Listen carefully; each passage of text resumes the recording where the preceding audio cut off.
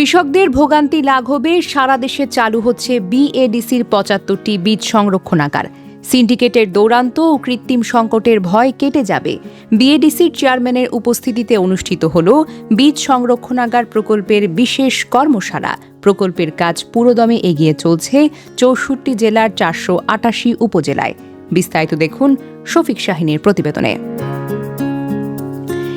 কৃষকের প্রয়োজনের সময় বীজ না পাওয়া, কৃত্রিম সংকট সৃষ্টি কিংবা অতিরিক্ত দামে বীজ বিক্রির অভিযোগ তো দীর্ঘদিনের। তবে এবার সে ভোগান্তি কমাতে বড় উদ্যোগ নিয়েছে বাংলাদেশ কৃষি উন্নয়ন কর্পোরেশন। সারা দেশে নির্মাণ করা হচ্ছে ৭৫টি আধুনিক বীজ সংরক্ষণাগার, যা চালু হলে বীজ সরবরাহ ব্যবস্থায় আসবে গতি, কমবে মধ্যস্বত্বভোগী ও সিন্ডিকেটের দৌরান্ত। জানা যায়, বিএডিসির বাস্তবায়নাধীন কৃষক পর্যায়ে বিএডিসির বীজ সরবরাহ কার্যক্রম জোরদারকরণ প্রকল্প বর্তমানে দেশের ৬৪ জেলার ৪৮৮ উপজেলায় এগিয়ে চলছে পুরোদমে। প্রকল্পটির মেয়াদ ২০২৩ সালের সেপ্টেম্বর থেকে ২০২৭ সালের জুন পর্যন্ত। প্রকল্পের আওতায় ৭৫টি বীজ সংরক্ষণাগার নির্মাণের উদ্যোগ নেওয়া হয়েছে। এর মধ্যে ৫৫টি নির্মাণ কাজ ইতোমধ্যে জোরে সোরে চলছে। পাশাপাশি ২১টি উপজেলায় বীজের ব্যবস্থাপনা যাচাই ও কৌশল নির্ধারণ, ৪,৩০০ বীজ ডিলারের প্রশিক্ষণ এবং বীজ গবেষণাগারের আধুনিক সরঞ্জাম ক্রয়ের কাজও চলমান রয়েছে।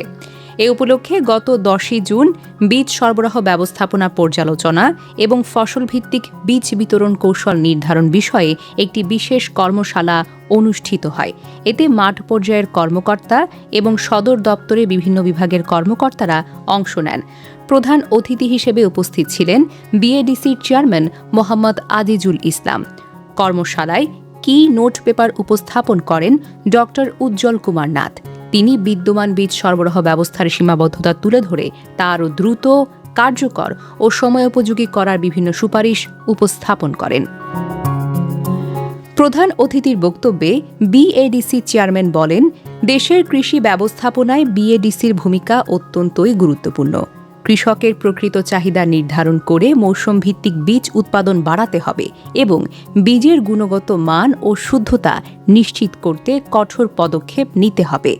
সংশ্লিষ্টদের আশা, প্রকল্পটি বাস্তবায়ন হলে কৃষকের দোরগোড়ায় সময়মতো মানসম্মত বীজ পৌঁছাবে, কমবে ভোগান্তি এবং দেশের খাদ্য নিরাপত্তা আরও বেশি শক্তিশালী হবে।